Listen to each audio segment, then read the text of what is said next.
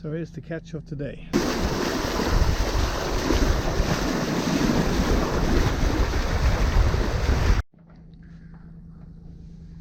So we are hoisting the anchor, and yeah, we got quite a bit of kelp coming up.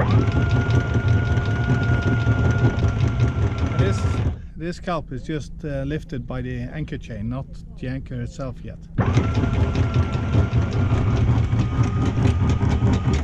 So these are my 10 meters mark. So now it's the anchor is about to be free from the bottom. So I guess we're going to lift up the kelp and need to clear that off the chain as well.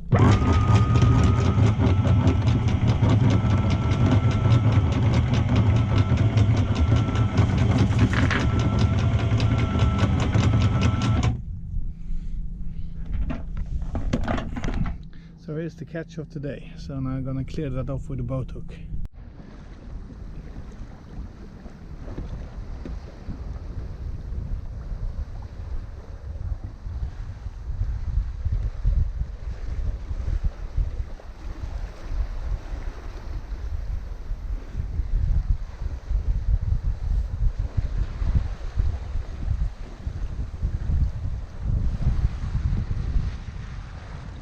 We are sailing towards Rubbestaneset, which is up in here somewhere. So we're taking our way up this fjord. I think it's called Spissøysundet. I'm not sure. Further down by the bridges is Spissøysundet anyway. So we are just making as much ground as we can. I guess this is going to be the last leg until I get into the archipelago outside Rubbestaneset, and then I will lower the sails because there's a bit of shallows and so on, and I'm not familiar with the area, so I'm going to drop the sails and just motor in. And that's also good for charging, so that's good. Yeah, we've been sailing for an hour and a half. Tricky conditions most of the way, but now in the later stages the wind is picked up, it's more open, so the wind is more steady, and it is really enjoyable. We're doing 5.2 knots. We have 6.5 meters current wind, broad reaching almost. So yeah, not broad reaching. Not quite yet, but yeah, we are using this wind as best we can. It's good fun. So I'll give you an update when we get to Rubbestaneset, I guess, and we're gonna go ashore there and do some grocery shopping, and then we're gonna head out to our island in the archipelago and anchor. So, and I see there is fishing gear in the bay here, so I need to keep my eyes open. Give you an update later.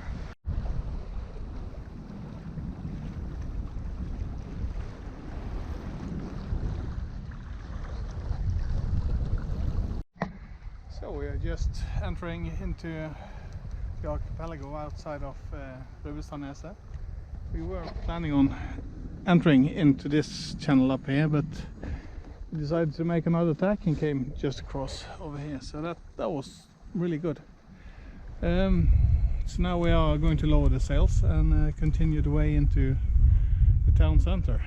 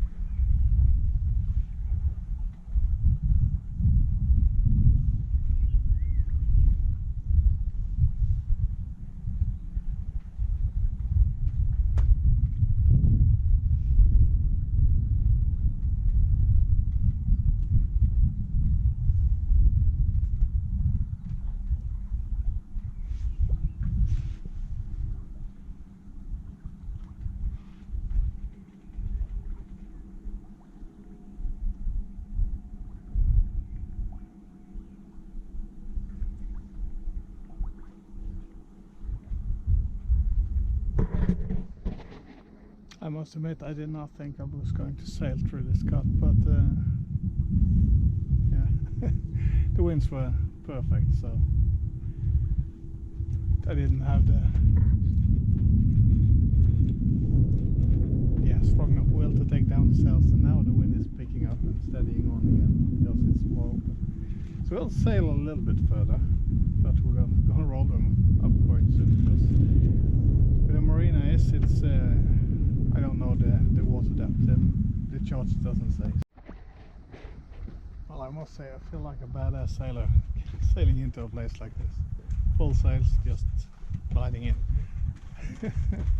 But now I have to lower the sails. The marina is just over there, and I need space to turn into the wind and so on. So I'm going to start furling up the Genoa, and after that I'm going to turn the boat into the wind and drop the main as well. So yeah, I'm not going to attempt to sail onto the dock. So yeah, this is really pretty. Yeah. Fantastic. Really glad we ran out of coffee. So yeah, it's time to drop the sails. And so we are at tonight's anchorage. This is not the marked anchorage as usual.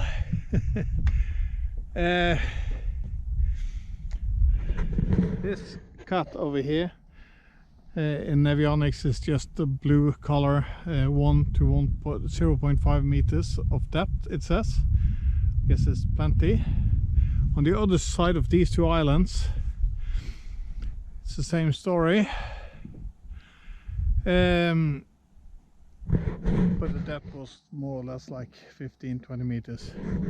I was planning on going in this cut because this is some sort of fishing industry contraption that's marked in the charts. So I figured in this cut it's deep enough, but as you can see, it goes all the way across. That's not marked in the charts, so I decided not to try to get across that one. So I went back around. I came into this cut over here, and that's marked with the same kind of blue and says it's no water in here, you can't go there. I didn't believe it because there is a rock somewhere out in the beginning. That's marked at 4.8 meters depth.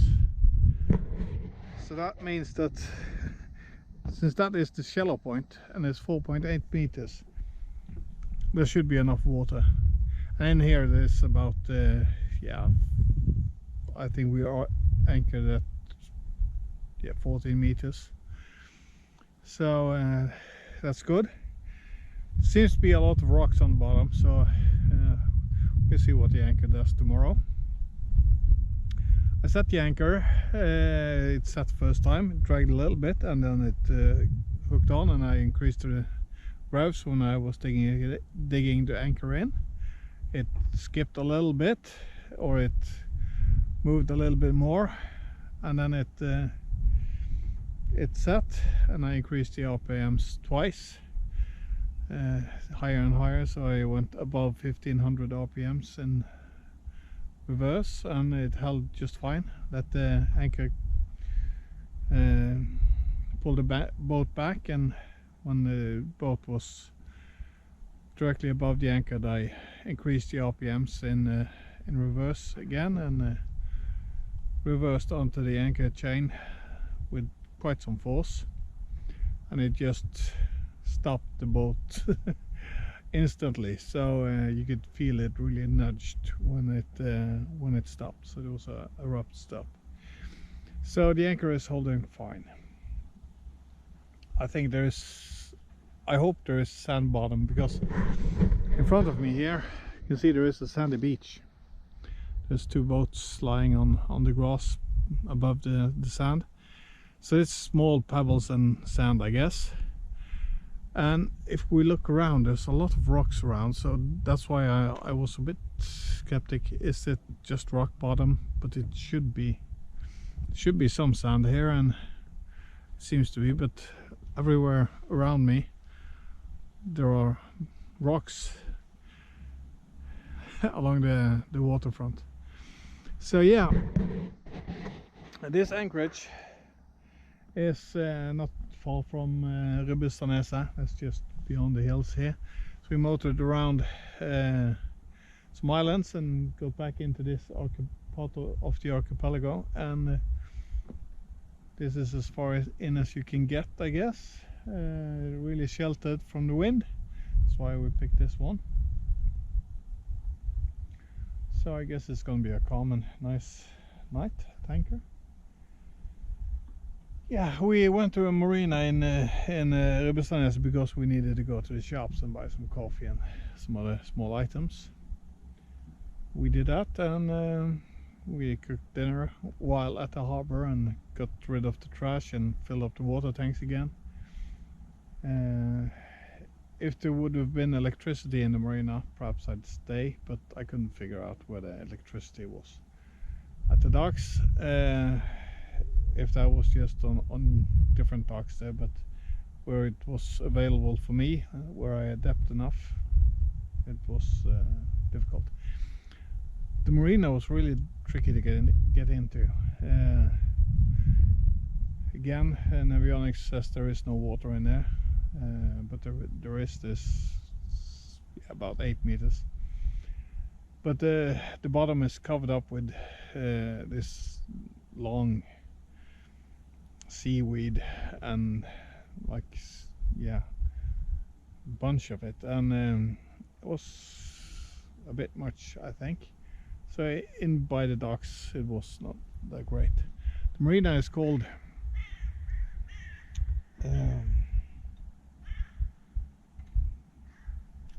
Landkjenning Marina, eller Rubbestaneset Marina. Landkjenning is landfall in Norwegian. So yeah, it was a bit tricky to find it, or I messed up finding it, looking for it perhaps. But it was a really nice area to get into, and yeah, I didn't film any on the way up because it was really cold, windy, and it was just motoring. So hopefully tomorrow the weather is going to be better and I can film a bit as I go out and head further north. So that's the plan. But for now, this is it for today. Nice anchorage. I'll put the GPS coordinates in the video or in the description. These two islands is called Bergaholmene. So that's where the anchorage is. I haven't found any name for this little bay here, so but I'll put the GPS coordinates in the description. It's really a nice place, this area around Rubbestaneset. It's really nice. It's beautiful. Plenty of small islands. So it's really wonderful. A lot of shallows. You need to pay attention, but really nice. So thanks for watching. Catch you again next time.